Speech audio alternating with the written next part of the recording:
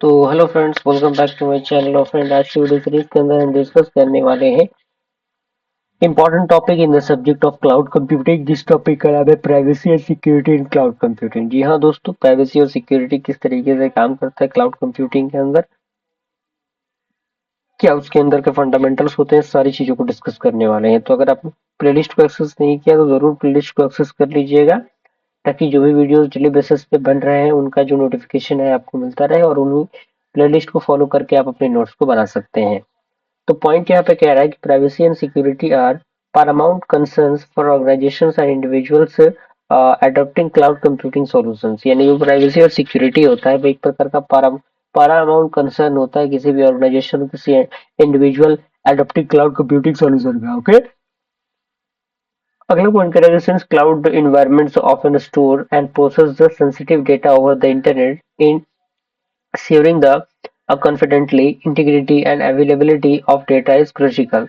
यानी अगर cloud computing environment store करता है और प्रोसेस करता है किसी भी सेंसिटिव डेटा को उस इंटरनेट के अकॉर्डिंग ड्यूरिंग द कॉन्फिडेंटली या फिर इंटीग्रिटी या फिर जो भी आपकी अवेलेबिलिटी होती है डेटा की, वो क्या होता है, क्रूसिकल होता है। This involves understanding how data is stored, access and protected in the cloud. यानी ये इन्वॉल्व करता है ये चीजों को समझने के लिए कि आखिर कैसे डेटा स्टोर होगा, एक्सेस होगा और किस तरीके से प्रोडक्ट होगा इस क्लाउड के अंदर, as well as ensuring compliance with privacy law and regulations. Is that clear? अब यहाँ पे कुछ मेन प्राइवेसी और सिक्योरिटी इशू है जो कि क्लाउड कंप्यूटिंग के अंदर रोल प्ले करता है, जिसमें सबसे पहला आपका है की privacy and security challenges in cloud computing. इसके अंदर सबसे पहला है डेटा ब्रेचेस। इसके अंदर कह रहा है रिस्क। इसके अंदर छोटे छोटे सब पॉइंट्स है। रिस्क क्या है?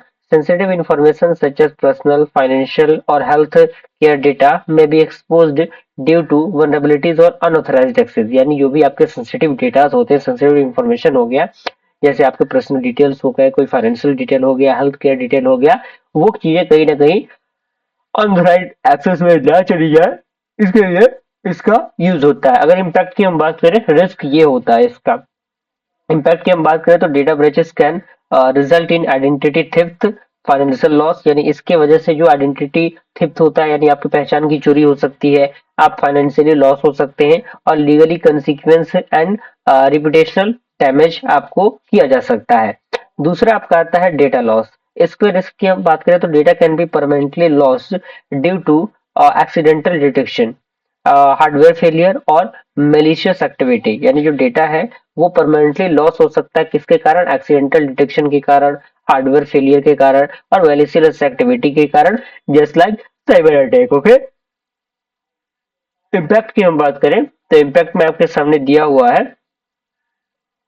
इम्पैक्ट में loss of critical businesses data और personal information can severely affect operation and compliance. यानी जो भी आपके क्रिटिकल बिजनेसेस से डेटा होते हैं और जो पर्सनल इंफॉर्मेशन होता है, उनको क्या किया जा सकता है? सेवरली अफेक्ट किया जा सकता है ऑपरेशन परफॉर्म करके। ओके, तो ये चीजें जरूरी होती हैं। तीसरा आपका आता है इनसिक्योर एपीआईज। इसके रिस्क की हम बात करें तो cloud services providers, that mean CPS, offers API for developers to access and interact with the cloud resources. यानी जो आपके क्लाउड सर्विस प्रोवाइडर्स होते हैं वो एक ऑफर प्रोवाइड करते हैं एपीआईज को किसी भी डेवलपर के लिए एक्सेस करने के लिए इंटरनेट के अकॉर्डिंग, उस क्लाउड रिसोर्सेज के चीजों के लिए। ओके, अगर हम बात करें इनसिक्योर और poorly design APIs can be explored. यानी जो भी इनसिक्योर और पुअरली डिजाइन एपीआईज होते हैं वो क्या होते हैं, उनको एक्सप्लोइट किया जा सकता है। अगर इम्पैक्ट की बात करें तो attackers can gain unauthorised access, modify और delete cloud resources and data. Is that clear? अगला आपका है इसी के अंदर, यानी अभी हम एक नंबर के अंदर ही डिस्कस कर रहे हैं, तो डी पार्ट आपका है इनसाइडर थ्रेड्स। इसके रिस्क की हम बात करें तो एम्प्लॉयज और contractors with legitimate access to cloud services may intentionally और अनइंटेंशनली कंप्रोमाइज डाटा और क्लाउड सर्विसेज। यानी जो भी इंप्लॉयज और कॉन्ट्रैक्टर्स होते हैं वो लेजिटिमेट एक्सेस करते हैं क्लाउड सर्विसेज के अकॉर्डिंग, जो क्या होता है या तो इंटेंशनली होता है या तो अनइंटेंशनली होता है, जो कॉम्प्रोमाइज करता है डेटा से और क्लाउड सर्विसेज से। अगर हम इसके इम्पैक्ट की बात करें तो insider threats can lead to threat loss और मैनिपुलेशन ऑफ सेंसिटिव डेटा। यानी जो भी आपके सेंसिटिव डेटा होते हैं उनके लॉस होते हैं, थेफ्ट होता है, उनका मैनिपुलेशन होता है, ये सारी चीजें होती है। and often going undetected for long periods. Is that clear? अगला पार्ट आपका है ई, जो कि आपका शेयर टेक्नोलॉजी वनरेबिलिटीज। इसके रिस्क की हम बात करें तो in multi tenant cloud environments resources just like server database are shared between multiple users, यानी जो भी आपके मल्टी टेनेंट क्लाउड इन्वायरमेंट्स होते हैं, रिसोर्सेज होते हैं, वो क्या होते हैं, शेयर करते हैं किसके बीच में, मल्टीपल यूजर्स के बीच में डेटास को। एंड वनरेबिलिटीज क्या होता है, vulnerabilities in share technologies could potentially allow one tenant to gain unauthorized access to another data, यानी जो vulnerabilities होती है वो शेयर करता है टेक्नोलॉजी को, जो क्या करता है, जो पोटेंशियली एक टेनेंट को गेन करने के लिए अनऑथराइज्ड एक्सेस के अकॉर्डिंग काम करता है। इसका इम्पैक्ट क्या होता है, this could lead to data leakage, यानी इससे आपका जो डेटा लीकेज होता है उसके चांसेस बढ़ जाते हैं, अनऑथराइज्ड एक्सेस के चांसेस बढ़ जाते हैं, and the potential cyber attack on other tenants sharing the same infrastructure, तो उसके अकॉर्डिंग जो साइबर अटैक के चांसेस होते हैं वो ही बढ़ जाते हैं। एफ पार्ट की हम बात करें तो वो है आपका रेगुलेटरी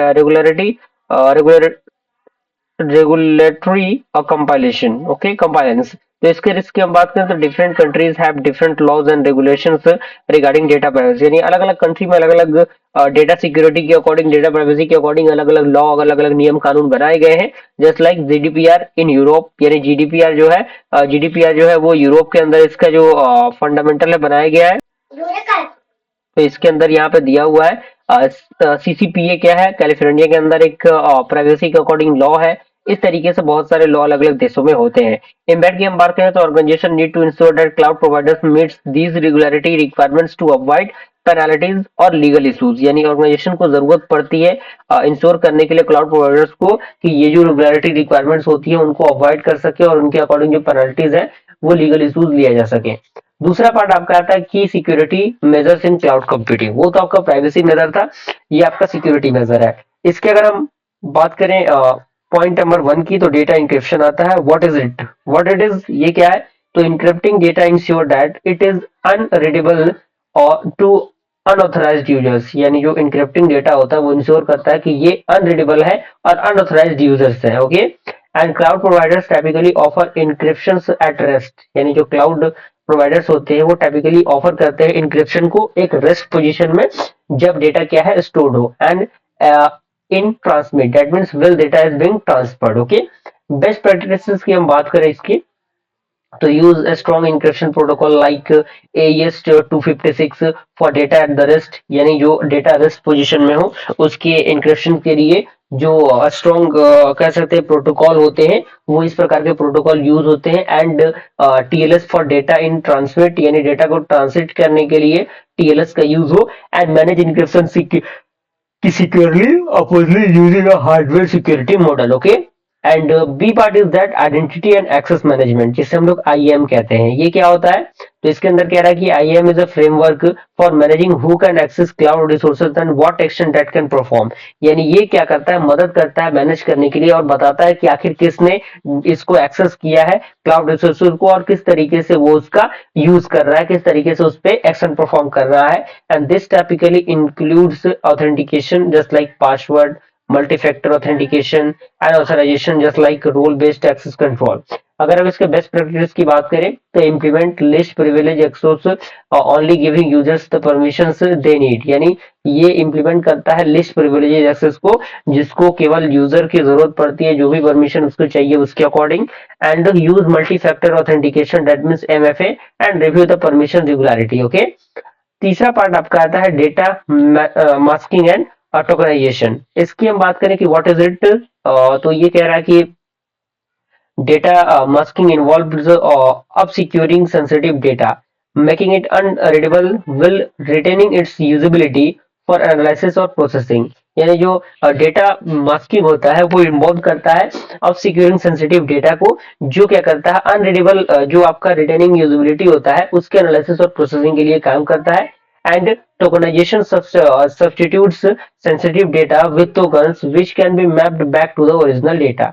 अगर हम इसके बेस्ट प्रैक्टिस की बात करें तो यूज डेटा मास्किंग और tokenisation when processing sensitive data, यानी जब सेंसिटिव डेटा को प्रोसेस करना होता है तब हम डेटा मास्किंग और टोकनाइजेशन का यूज करते हैं, and specifically in environments where data needs to be exposed but should remain protected, okay. अब यहाँ पे डी पार्ट आपका आता है, वो है आपका secure APIs and interfaces. Okay, तो ये क्या होता है, तो ये कह रहा है कि APIs allow communication between different cloud services, यानी जो एपीआईज होते हैं वो अलाउ करते हैं कम्युनिकेशन को अलग अलग क्लाउड सर्विसेज के according, and securing these API is critical to prevent unauthorised access और डेटा ब्रीचेस। यानी जो एपीआई होता है एक प्रकार का क्रिटिकल सिचुएशन होता है जो प्रिवेंट करता है अनऑथराइज्ड एक्सेस को और डेटा ब्रीचेस को। अगर हम इसके बेस्ट प्रैक्टिसेस की बात करें तो बेस्ट प्रैक्टिसेस यहाँ पे दिए गए हैं। Use strong authentication mechanism for API just like OAuth, and ensuring the encrypted connection just like HTTPS, and perform the regular security testing for vulnerabilities like SQL injection and cross-site scripting। ये अलग अलग तरीके हैं जिसकी मदद से इन चीजों को इम्प्लीमेंट किया जा सकता है। अगला पार्ट आपका आता है फायरवॉल्स एंड नेटवर्क सिक्योरिटी। इसकी हम बात करें कि यह आखिर क्या होता है। तो cloud firewalls and network security configuration protect cloud based infrastructures from external threats by controlling incoming and outgoing traffic. यानी जो क्लाउड फायरवॉल्स और जो नेटवर्क सिक्योरिटी होता है कॉन्फ़िगरेशन, वो प्रोटेक्ट करता है क्लाउड बेस्ड इंफ्रास्ट्रक्चर को, जो कहां से मिलता है, एक्सटर्नल थ्रेट से मिलता है, जो कंट्रोल होते हैं इनकमिंग एंड आउटगोइंग ट्रैफिक के अकॉर्डिंग। ओके, बेस्ट प्रैक्टिस की हम बात करें तो setup firewalls on all the allow necessary ports and services, यानी सेटअप करना फायरवॉल्स को जो केवल अलाउ करता है नेसेसरी पोर्ट्स और सर्विसेज को, segment the network to isolate sensitive data and monitor traffic for unusual activity. Is that clear? अगला पार्ट आपका है कंटिन्यूअस मॉनिटरिंग एंड लॉगिंग। इसकी हम बात करें ये क्या होता है, तो इसके अंदर कह रहा है continuous monitoring and logging help organisation detect security breaches and abnormal activities, यानी जो भी आपके सिक्योरिटी ब्रीचेस होते हैं उनको डिटेक्ट करने के लिए, जो भी आपके एबनॉर्मल एक्टिविटीज होती है उनको डिटेक्ट करने के लिए, मॉनिटर करने के लिए इसका यूज होता है। And logs capture information about system events user action and security related incident, यानी जो भी आपके लॉग्स होते हैं वो मदद करते हैं, जो भी आपकी इंफॉर्मेशन होता है सिस्टम के इवेंट के अकॉर्डिंग, यूजर के एक्शन के अकॉर्डिंग, सिक्योरिटी रिलेटेड इंसिडेंट, उनको क्या करता है, कैप्चर करता है। बेस्ट प्रैक्टिस क्या है इसका, तो implement real time monitoring and setup automated alerts for suspicious behavior, and ensure logs are immutable and store security for future audits and incident responses। Okay, अगला पार्ट आपका है G backup and disaster recovery. इसकी हम बात करेंगे क्या होता है, तो regularly backing up data to a secure location and having a disaster recovery plan ensures that the data can be restored in case of loss, corruption और disaster. यानी रेगुलरली बैकिंग अप डेटा के according जो secure करना होता है location को, जिनके पास disaster recovery plan होता है जो इंश्योर करता है डेटा को कि वो डेटा क्या कर सकता है, रीस्टोर किया जा सकता है in the case of loss के अकॉर्डिंग, करप्शन के अकॉर्डिंग और डिजास्टर के अकॉर्डिंग। बेस्ट प्रैक्टिस का दिया हुआ है use cloud backup solution that offer encryption, redundancy and versioning. Okay, and implement disaster recovery protocol to store the services quickly in case of failure, यानी जब आपका केस फेलियर हो जाता है तो उस कंडीशन में डिजास्टर रिकवरी के प्रोटोकॉल को यूज किया जाता है चीजों को रिस्टोर करने के लिए। थर्ड आपका आता है privacy consideration in cloud computing. तो इसके अंदर हम बात करें पार्ट ए की, तो डेटा सर्वे और सर्विजिटी आता है, सर्वेजिनिटी आता है। तो ये क्या होता है, तो data सर्वेजिनिटी refers to the legal requirements governing where the data can be stored and proceed, यानी ये जो आपका होता है वो एक लीगल रिक्वायरमेंट होता है जो गवर्न करता है कि आखिर किस तरीके से कहाँ पे डेटा को और किस तरीके से स्टोर और प्रोसीड किया जाएगा। And different countries have different regulations regarding data residency and data storage in the cloud may be subject to local law, यानी अलग अलग कंट्रीज में अलग अलग रेगुलेशन होता है regarding to the data residency, और वो चीजों को स्टोर करता है जिसमें क्लाउड क्या होता है, सब्जेक्ट करते हैं लोकल लॉ के अकॉर्डिंग। बेस्ट प्रैक्टिस की हम बात करें तो choose the cloud provider that offers transparency about data centre location, यानी ये क्या करता है, चूज करता है क्लाउड प्रोवाइडर को जो ऑफर प्रोवाइड करता है ट्रांसपेरेंसी के अकॉर्डिंग जो डेटा सेंटर लोकेशन होता है उसके लिए। एंड इंश्योर करता है, ensure that the provider compiles with the data residency requirements for your jurisdictions and industry. Okay, B part is user consistent and transparency. इसके अंदर भी वही पार्ट है, आपका बताया गया कि ये चीजें क्या होती हैं, बेस्ट प्रैक्टिसेस का क्या है। सी पार्ट आपका आता है डेटा मिनिमाइजेशन एंड रिटेंशन। इसके अंदर भी बताया गया कि चीजें क्या होती हैं, बेस्ट प्रैक्टिसेस का क्या है। तो ऑल दो चीजें आप खुद से पढ़कर समझ सकते हैं, कोई बहुत बड़ा इसके अंदर रॉकेट साइंस वाले पॉइंट नहीं लिखे गए हैं। चौथा पॉइंट आपका आता है क्लाउड सिक्योरिटी बेस्ट प्रैक्टिसेस। तो इसमें आता है कंडक्ट रेगुलर सिक्योरिटी ऑडिट्स, इसके अंदर छोटा सा पॉइंट दिया गया है। दूसरा आपका implement cloud access security brokers, जिसे हम लोग CASB कहते हैं, और इसके अंदर एक पॉइंट दिया गया है। तीसरा आपका आता है अडॉप्ट सिक्योरिटी बाय डिजाइन, और लास्ट आता है आपका एडुकेट एम्प्लॉयज। ओके, और अगला आपका है cloud security frameworks and understand several frameworks and standard guide cloud security and privacy practices, जिसमें आपका आता है आईएसओ आईईसी और 27001। ये क्या एक प्रकार का ग्लोबल स्टैंडर्ड है for information security and management system के लिए।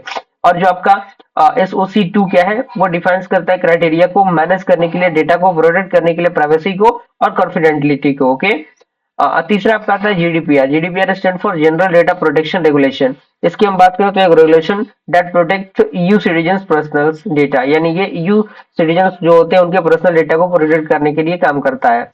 चौथा आपका आता है HIPAA, ए यूएस लॉ, यानी एक यूएस का लॉ है जो मैंडेट्स करता है the protection of health care information को।